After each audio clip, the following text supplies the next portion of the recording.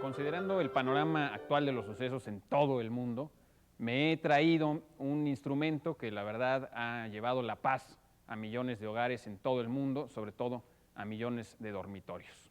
Me refiero a este, sí, el matamoscas, que también voy a aprovechar para cortar de una buena vez por todas aquellos rumores de que en este programa no matamos ni una mosca.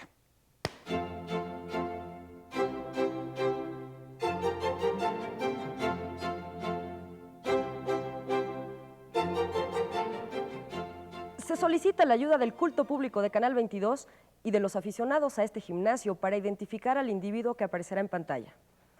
Era visco, medía menos de 1,55 de altura y sin embargo se convirtió en el intelectual moderno por antonomasia. Fue el centro, y muchas veces más bien el extremo, de muchas polémicas políticas e intelectuales en las que solía vencer, aún sin tener la razón. Su obra y sus declaraciones públicas dejaron una huella indeleble en las actitudes de muchos jóvenes de cuello de tortuga y saco negro. Decía que los seres humanos estamos condenados a ser libres. ¿De quién estamos hablando? Una última pista para que adivinen quién es el escritor que se busca en esta emisión. El gimnasionalismo también es un humanismo. Bueno, vamos a comenzar nuestra emisión como siempre obsequiando libros a todas las personas interesadas e interesantes que nos escriban con sus comentarios, sus críticas y muy importante con sus sugerencias de qué es lo que quieren que tratemos en este programa. Primero vamos a regalar por cortesía de Edivisión una colección de cuentos de Chekhov. También vamos a regalar por cortesía del Fondo de Cultura Económica de Salvador Elizondo Miscast o Ha llegado la señora Marquesa, creo que es su única obra de teatro. Vamos a regalar de este escritor mexicano, editor, muy bueno, Ruy Xoconostle, de los más prometedores. Tenemos su novela, Pixie en los suburbios, publicada por Joaquín Mortiz, no se la pierdan. Y tenemos de Sabina Berman, quien será la invitada especial de esta emisión del gimnasio, su libro Molière, que es bueno, pues la obra de teatro que todo el mundo debió haber visto, publicada por Plaza y Janés. Y como siempre, revistas Letras Libres para las personas que se acerquen a nosotros. Presento muy rápidamente a nuestros atletas de esta ocasión. Germán Ortega, Pablo, bienvenido Germán. ¿Cómo te va? Querida Vivian Abenchunchan, bienvenida. Hola. Y Francisco Segovia. Hola, Pablo. Rostros conocidos todos, ya espero para ustedes. Comenzamos contigo, Germán, nos vas a hablar, el ejercicio es diccionario flexible, es decir, que nuestros invitados nos van a jugar con la definición de una palabra para que tengamos un acercamiento con este concepto. Germán, te toca hablarnos de lo que es el salario, o más bien la palabra salario. Salario. Bueno, salario, como todos sabemos, pues es el estipendio, remuneración, sobre todo la que se hace a los trabajadores manuales, y viene de que, bueno, de sal, que en latín es la misma palabra, y la sal, pues es la esencia, ¿no? Por eso se dice que alguien tiene salero, la sal de la vida, la sustancia de la vida, porque la sal, pues desde una época antiquísima, fue el primer descubrimiento del hombre para conservar alimentos, para conservar carnes, etcétera, que no se descompusieran, pero sobre todo porque la sangre y el agua de mar son salados. Entonces había una asociación sagrada muy antigua entre la sal y la regeneración, la fertilidad, la purificación, y por lo tanto, pues incluso los altares se llenaban de sal y todo esto. Entonces, que te dieran sal era un poco que te dieran, pues, lo más valioso, ¿no? Desde ahí viene salario. Salario. Pero ¿se les llegó a pagar a los soldados con sal? A los soldados romanos se les daba, junto con las monedas y lo que se les daba una dosis pequeña de sal, ¿no? Que tenía, pues, el sentido utilitario que decíamos para conservar alimentos, pero también era algo también religioso, simbólico, porque en los altares se tenía que ofrecer sal. Entonces también, en todos los altares, incluso en los altares hasta de los judíos, originalmente también en el Levítico se dice que hay que poner sal en el altar, ¿no? Todavía existe la expresión la sal de la vida, ¿no? Exactamente, y se ponía sal en los altares para sustituir a la sangre, porque originalmente se sacrificaba sobre el altar, y entonces quedaba el saborcito a sal sobre el altar, ¿no? Muy bien, no antojes. Vamos ahora contigo, Vivian, te toca hablarnos de la palabra sanguijuela. Sanguijuela.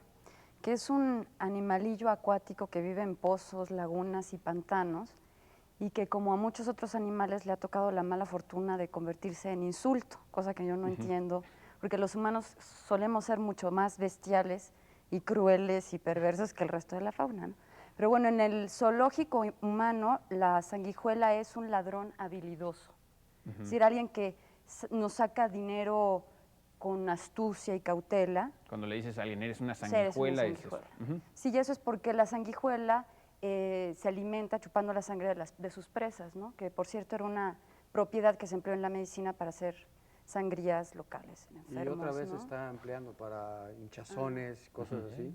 Ponen sanguijuelas otra vez. Hacer sangrías es cortar y sacar un poco de sangre, porque luego la gente no se entera bien. Incluso todavía hoy el diccionario María Moliner sigue definiéndolo como un insecto, un gusano que se emplea actualmente en medicina. Supongo que ya no se empleará, Sí. ¿no? Es lo que estoy diciendo, que se está volviendo a emplear para evitar las hinchazones. O sea, la manera mejor, digamos, si te cortas un dedo y te lo vuelven a pegar, se hincha cuando te lo pegan. La manera mejor de aliviar esa hinchazón es sacar sangre, pero no la sacan ahora con agujas, sino que están volviendo a emplear sanguijuelas que chupan la sangre. Son como una especie de babosas con una ventosa, se pegan y chupan la sangre. Y además que cuando quitas a la sanguijuela, tiene algo en la saliva que coagula rápidamente la sangre, entonces para las operaciones, curiosamente ahora se está volviendo a utilizar, ¿no? ¡Sas! Bueno, no pasa de moda la sanguijuela. Francisco, te toca hablarnos de la palabra Sancho, que por lo que entendemos no es solamente el nombre propio de Sancho, ¿no? No, es una palabra que se usa ni siquiera en toda España, se usa nada más en Navarra y en Aragón, y es el equivalente a nuestro chancho, o sea, cerdo, ¿no? Dicen los diccionarios que viene de Sanch, que es la voz con que se llama al cerdo. Digamos, una especie de arre para los cerdos, ¿no? No estoy seguro, pero bueno, sí, además hay el nombre propio que da los apellidos, o sea, el hijo de Sancho, como nombre, es Sánchez, ¿no? O sea, no son los hijos de Sánchez, sino los hijos de Sancho, De son Sánchez. Y claro, no es casual que Cervantes haya elegido el nombre de Sancho para este personaje gordito, como tampoco es casual que le haya puesto Cascajo de apellido a la esposa de Sancho, ¿no? Bueno, vamos al primer fragmento de la entrevista con Sabina Berman. Ella nos va a comentar algo sobre su relación con el ejercicio físico y de paso va a citar una frase con la cual estamos totalmente de acuerdo. Vamos a verla.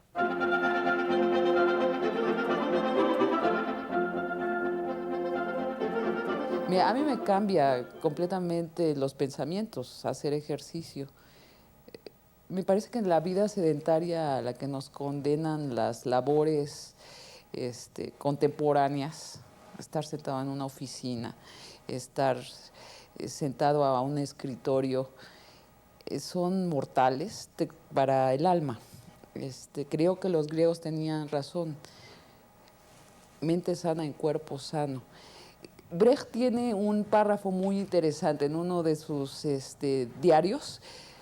Dice que antes de leer a un autor habría que investigar el estado de su hígado, porque se ha escrito mucha filosofía amarga debido a hígados enfermos. Y lo creo que es cierto.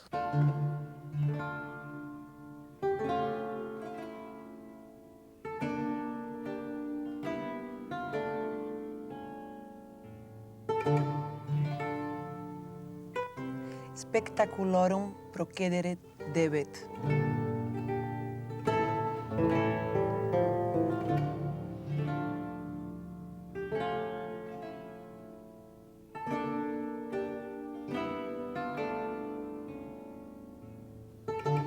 Pues sí, la función debe continuar. La cultísima y ahora también descubrimos responsable chica latina de este gimnasio. Vamos a continuar con nuestra rutina de ejercicios. A continuación toca el turno al ejercicio de retórica. Ustedes ya saben bien que nosotros siempre estamos preocupados por nuestra figura retórica. Así es que en esta ocasión les puse a nuestros atletas la siguiente figura retórica clásica, que es la sinécdoque. para que nos la definan y nos pongan algunos ejemplos. Germán Ortega, tú nos harías favor de definirla. Bueno, la sinécdoque es en latín quiere decir recibir conjuntamente, es un tropo, ¿no? Que consiste en extender o restringir, alterar, ¿no? De algún modo, la significación de una palabra, basado en la idea de que de la relación entre el todo y las partes, ¿no? Y entonces pues, hay sinécdoques generalizantes que, partiendo de lo general, por ejemplo, se dice el mundo entero lo dice, ¿no? Quiere decir que cada persona particular lo dice. O decir, sacó el acero, ¿no? Sacó Por la espada, ¿no? el acero, todo el acero por la espada. El todo por la parte por el la todo. parte por el todo, lo o general al revés, por lo ¿no? particular, O al lo revés, particular decir, por lo general. ando persiguiendo el bolillo, ¿no? Por decir, ando buscando el alimento. Buscando ¿no? qué comer, ¿no? Buscando qué comer, ¿no? Ando persiguiendo la chuleta, ¿no? No tengo un centavo, no tengo dinero. ¿Ejemplos, Vivian? Pues yo encontré otra forma de sinécdoque que es la antonomasia, ¿no? Que es, por ejemplo... Bueno, se llegan a confundir, pero no es una forma de sinécdoque según yo tengo entendido, pero a lo mejor lo entiendo. A ver, ustedes me dirán. Es, por ejemplo, tomar un nombre propio por un nombre común, ¿no? Es un gran Demóstenes, es decir, Sí. es un gran orador, ¿no? O es una frase que se oye ahora con mucha frecuencia, alarmante, es un Bin Laden, ¿no? Cuando alguien va en la calle con un turbante o tiene apariencia hindú o es musulmán. O tira Pero- un avión. En fin. Pancho Segovia. No, para mí los ejemplos son ejemplos usuales como nos tocó una palabra por cabeza, ¿no? La cabeza está en lugar de toda la persona, O o sea, por o- piocha, ¿no? O decir, por ejemplo, ahí es decir la parte por el todo, pero también puedes decir el mexicano es taimado, en vez de Los mexicanos, ¿no? son taimados. O el inglés es flemático, en vez de decir los ingleses tienen gripa, ¿no? Claro, el argentino es simpático, ¿no? En vez de decir los argentinos, etcétera. Hay una novela de Gogol cuyo título es una señal, y toda la novela gira en torno a esta, que es Las almas muertas, por decir los siervos. Bueno, las almas o los siervos, los hacendados rusos hablaban de sus almas, aunque yo estoy seguro que si había una parte que poseyeran de las personas que trabajaban para ellos o de las que estaban esclavizadas con ellos, no eran precisamente sus almas, sino sus cuerpos. Pero, en fin, así se decía siempre, ¿no? Tengo tantas almas, y ya después este personaje va comprando esas almas muertas para deleite de sus lectores. Vamos prontamente al siguiente fragmento de la entrevista con Sabina Berman.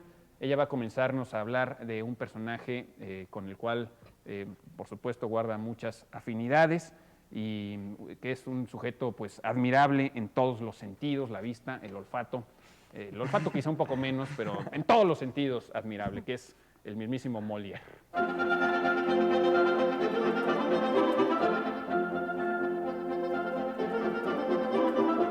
A mí me inspira mucho el Molière, el dramaturgo francés del siglo XVII, que escribió la nueva comedia que seguimos escribiendo. Las reglas que Molière encontró para la comedia son las que seguimos utilizando los que escribimos comedia.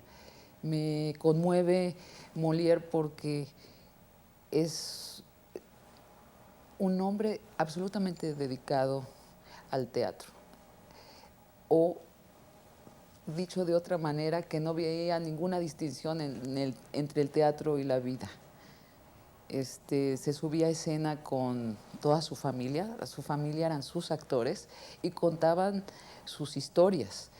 Claro, pasadas a través del filtro de la creación artística.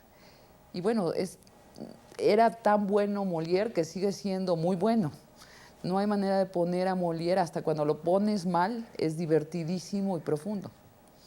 Y si lo pones bien, lo que descubres es que sus piezas son una relojería finísima de humor.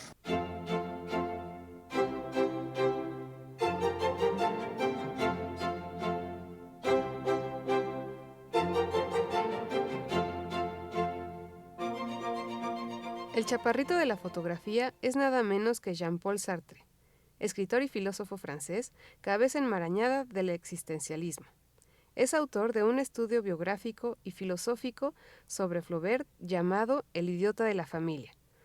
Hubo muchas mujeres en la vida de Sartre, aunque su pareja más fiel fue siempre doña Simone de Beauvoir. De ellas decía que le gustaban sobre todo lindas y que las prefería a los hombres porque le parecían menos cómicas. ¡Ja! Allí lo tienen, el escritor que se buscaba en esta emisión de El Gimnasio, llamado el sartrecillo valiente, capaz de pensar en 5 a la vez, de un solo golpe.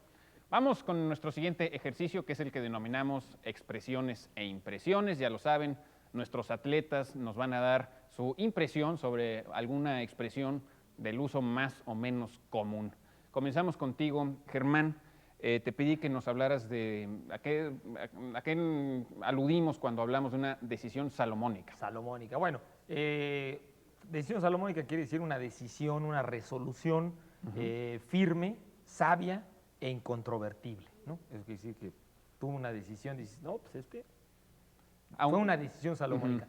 En alusión, por supuesto, al tercer rey del antiguo Israel, ¿no? A Shelomo, ¿no? Como dicen, que vivió en el siglo X antes de Cristo y que era famoso, sabio, letrado, juez, amante también, por supuesto, astrónomo, y al cual se le atribuyen 4 libros importantes de la Biblia, entre ellos el Cantar de los Cantares, uno de los más bellos, a decir de Ernesto de la Peña, por supuesto, pero sobre todo se refiere a un pasaje que aparece en el Libro de los Reyes, en el cual es un juicio famoso en que Salomón se le acercan 2 mujeres que están discutiendo de que un niño es de las dos, ¿no? Las dos quieren al niño y dicen que es el hijo. Eran 2 prostitutas, ¿no? Exactamente. Y de hecho, las 2 contaban que a una de ellas se le había muerto el niño, lo que pasa es que cada una le echaba la culpa a la otra, ¿no? Y Y que se ese supone niño que a la era que de se le las murió dos. el niño quería el hijo de la otra, ¿no? Exactamente, y entonces... O sea, eran prostitutas, pero tenían sentido maternal, que es algo encomiable después de todo.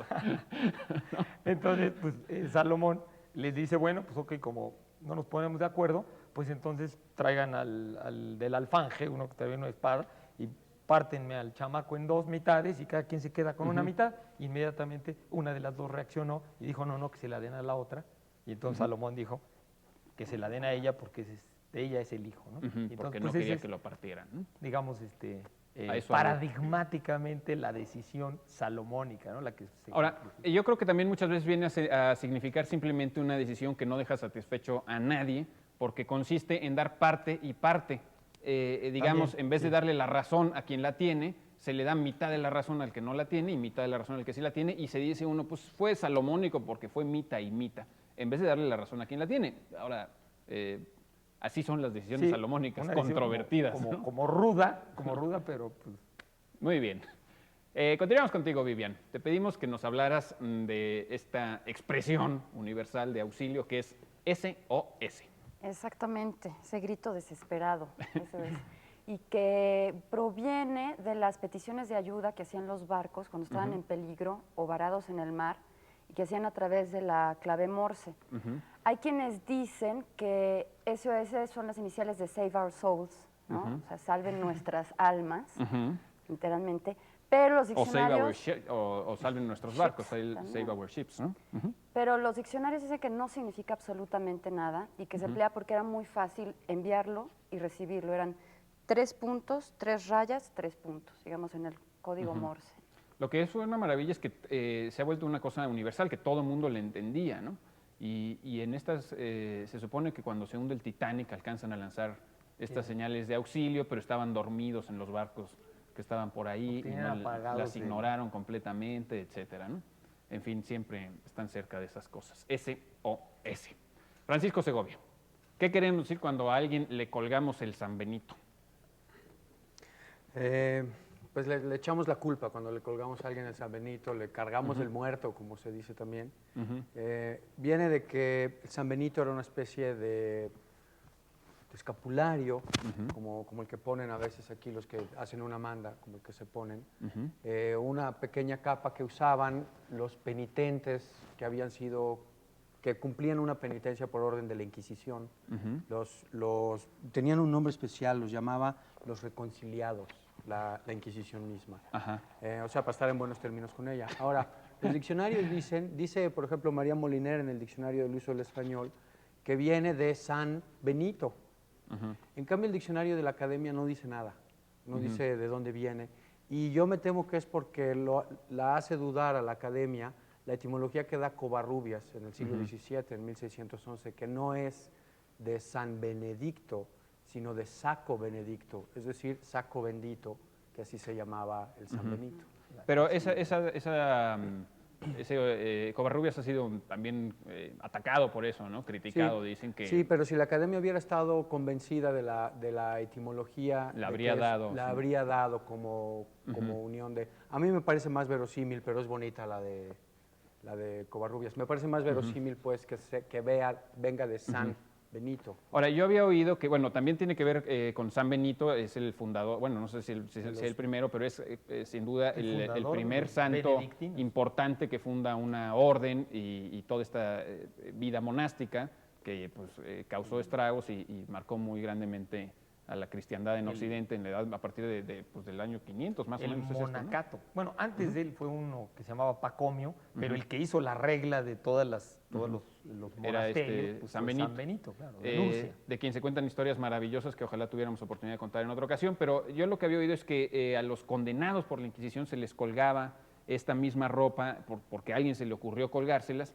y que sobre esa ropa incluso les escribían las acusaciones por las que tenían y que luego, independientemente de cuál hubiera sido la pena, colgaban estos San Benitos en las iglesias para escarnio público. No, porque este San Benito no es el de los condenados, sino el de los reconciliados. Es decir, los que están cumpliendo una penitencia para reconciliarse. No son a los que van a quemar en la hoguera, que no es lo mismo. ¿no? Se quemarían no con son todo y San aquellos a Benito, los que quieres les decir. ponían esa cruz con ¿cómo se llama? hebrea Con pez, ¿no? Con pez.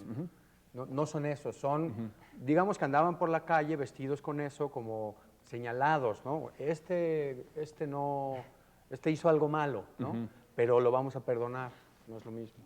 ¿no? Ya. O sea, como llevaban los judíos su marca en la Alemania nazi, ¿no? Estaban señalados, pero no iban a la hoguera. Bueno, en España, ¿quieres decir? En España, sí. En cierta época, nada más, ¿no?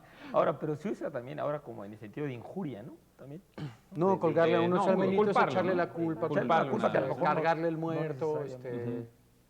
Colgarle el San Benito, justamente, ¿no?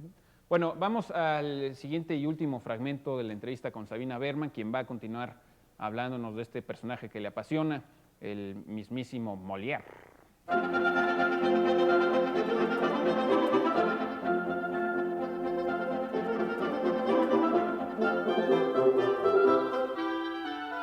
Me conmueve de él su biografía también, o sea, un hombre que en cierto momento dice, mi nombre no es suficientemente bueno. Entonces va a la parroquia más cercana, abre el libro de registros y encuentra un buen nombre, Molière. Todo lo sacrifica para ser un buen artista. O todo, el término sacrifica es erróneo. Todo lo desecha, lo que no le sirve para ser un artista. Todo, absolutamente todo. Digo, se está muriendo Molière y también eso lo emplea para expresar. Escribe el enfermo imaginario, un hombre que cree que se está muriendo y lo actúa en escena cuando en realidad se está muriendo. Utiliza los síntomas de su agonía para hacer arte también. Y se despide, de hecho, en escena. Se muere, no precisamente en escena como lo quiere la leyenda, pero después de acabada función se va a su casa, se toma un caldo de pollo y se muere. Nunca paró de dar funciones porque se sintiera mal. Bueno, me parece enormemente inspirador Molière.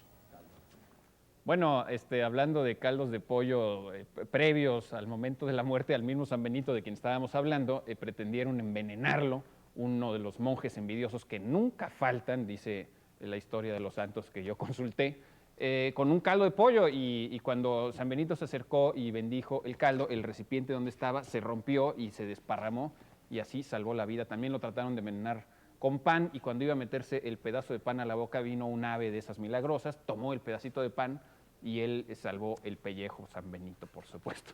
Pero bueno, no sé si alguien quiera comentar algo más sobre estos eran casos. Los monjes flojos, los que no se querían disciplinar. Es una leyenda, no está probado que hayan querido asesinarlo, pero bueno, la leyenda como todo lo que rodea estas historias y vidas de los santos, pues bueno, quiero decir, la decir? salvación puede ser milagrosa, ¿no?, para la leyenda, pero el intento de asesinato real, ¿no? O sea, quiero decir, si hubo prisioneros o algo así, parece que no hay documentos que prueben que hubo un intento de asesinato, ¿no? Culminaba un poco la historia contando que finalmente San Benito, este monje envidioso, había traído unas prostitutas al monasterio y las había puesto ahí a danzar en el patio, y San Benito ya no resistió más, dijo, este es el límite de mi paciencia, y se fue. Y este monje, el envidioso que había traído las prostitutas, se asomó por un balconcito y lo vio irse y empezó a dar saltos de alegría, y en ese momento se desparramó el balcón y bueno, ese fue su fin. Tenemos ya que despedirnos, este también es el fin de este gimnasio. Ha sido todo por hoy, gracias vamos a dar al divino laberinto de los efectos y de las causas por la diversidad de las criaturas que han participado en este gimnasio y que forman este singular universo. Gracias a todos, nos vemos la próxima semana. Es el gimnasio, puesto el gimnasio, das ist Gymnasium, this is the gym. Ven al gimnasio y en el gimnasio, come al gymnasium, come to the gym. En el gimnasio tú encontrarás, tú troverai, you will find l'espa de letras, come las letras, non sono discretas, ni analfabetas, son paranchetas, che incominceta la rutina per preparazione de retorica c'è juguetón. En el gimnasio desarrollazio de intelectuazio il musculón, il lexicon l'iperbatón. Es el gimnasio, non è magnesio, quítalo necio, velas el fin. Ego t'absolvo, nobles obligen, open again, no pasarán. Un, dos, un, dos, un, dos, un, dos. Es el gimnasio, puesto el gimnasio, das ist Gymnasium, this is the gym. Ven al gimnasio, viene al gimnasio, come al gimnasio, come to the gym. Non ti arrepentirai, e muscoli tendrai, sì, sì, sì, sì.